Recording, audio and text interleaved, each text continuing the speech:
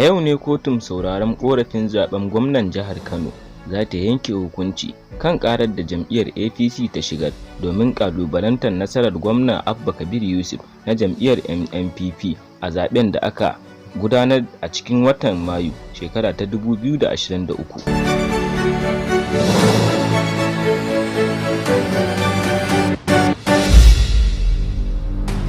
A ranar 20 ga watan Mayu ne babban jami'in tattara sakamakon zaben gwamnan Kano Farfesa Ahmad Dukku Ibrahim ya bayyana cewa Abba Kabir ya sami ƙuri'a miliyan 119,602 yayin da Nasir Gawuna ya samu ƙuri'a 875.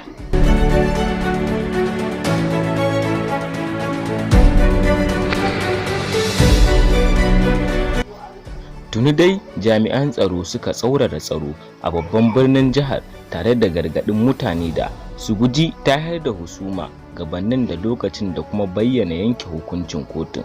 Hukuncin kotun dai yana da matuƙar muhimmanci ga jam'iyyar NNP mai mulki a ƙarƙashin jagorancin injiniya Rabi'u Musa Kwankwaso da APC mai adawa wanda Dr. Abdullahi Umar Ganduje ke jagoranta.